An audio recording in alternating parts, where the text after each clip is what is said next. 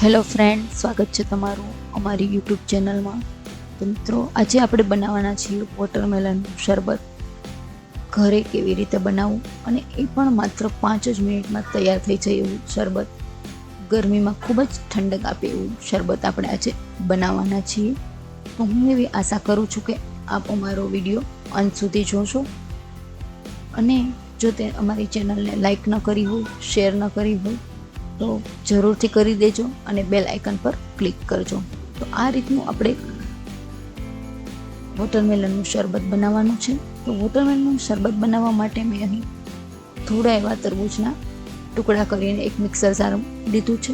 Mixer જારમાં તરબૂચના ટુકડા add કરી લઈશું અને થોડો એવો ચાટ મસાલો ઉમેરીશું અને 2 ચમચા જેટલું રોઝ સિરપ ઉમેરીશ. રોઝ સિરપ ઉમેરવાથી જે તરબૂચનું ટેક્સચર છે તે ખૂબ જ સરસ આવે છે અને ટેસ્ટ પણ જળવાઈ રહે છે. અહીં એક લીંબુનો રસ ઉમેરીશ. તો હવે આ બધું આપણે મિક્સ કરીને ગ્રાઇન્ડ કરી લેવાનું છે. તમે જોઈ શકો છો કે આપણું જે તરબૂચનું શરબત છે તે તૈયાર થઈ ગયું છે. આવી રીતે આપણે તેમાં બધું ઉમેરી દીધું છે જેથી તેનો ટેસ્ટ પણ જળવાઈ રહે છે. હવે આપણે તેને એક ચાળણીમાં ગાળી લેવાનું છે જેથી તેના બિયા કંઈ પણ હોય તો નીકળી જાય છે. અહીં આપણે બનાવવા ટાણે બિયા ન કાઢીએ તો પણ ચાલે, કેમ કે તેને જાળીથી ગાળીશું તો આપણા બિયા પણ તેમાંથી નીકળી જશે. તો આ જ રીતે આપણે એક જાળીથી તેને ગાળી લેવાનું છે. ખૂબ સરસ રીતે આપણું તરબૂચનું જે શરબત છે તે તૈયાર થઈ જાય છે. કોઈ પણ મહેમાન આવે તો તમે માત્ર 5 જ મિનિટમાં આ શરબત બનાવીને તેને શરૂ કરી શકો છો. આ શરબત બનાવવું તો ખૂબ જ સરળ છે. તો એકવાર શરબતની રેસીપી પણ તમે જરૂરથી ટ્રાય કરજો. અહીં મેં આશરે 2 ગ્લાસ જેટલું શરબત બનાવ્યું છે.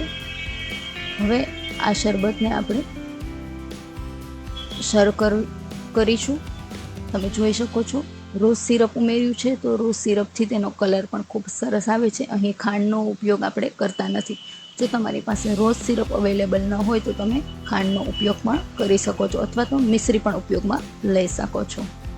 તો આ રીતે આપણા શરબત જે છે તે તૈયાર થઈ ગયું છે અને તમે કોઈ પણ મહેમાન માટે આ શરબત બનાવીને તૈયાર રાખી શકો છો અથવા તો 5 જ મિનિટમાં તૈયાર થઈ જતું વોટરમેલનનું શરબત જે છે તે તમે ઉપયોગમાં લઈ શકો છો. ઉનાળાની ગરમીમાં આ શરબત પીવાની ખૂબ જ મજા આવે છે. તો એકવાર જરૂરથી ટ્રાય કરજો અમારી આ શરબતની રેસીપી અને અમને કમેન્ટ બોક્સમાં જણાવજો કે તમને અમારી આ રેસીપી કેવી લાગી છે. ઉપરથી તેને પુદીનાના પાન મૂકીને તમે ગાર્નિશ કરી શકો છો. શક્ય હોય ને જો ટેસ્ટ ભાવતો હોય તો ફુદીનો તમે અંદર પીસવામાં પણ ઉમેરી શકો છો. આ શરબત તમે બ્લેન્ડર જારમાં પણ બનાવી શકો છો. તો મિત્રો, જો તમને મારો વિડીયો પસંદ આવે તો તેને લાઈક કરજો, શેર કરજો. અમારી આ ચેનલને સબસ્ક્રાઈબ જરૂરથી કરજો જેથી આવનારા વિડીયોની નોટિફિકેશન આપને મળતી રહે. Thank you.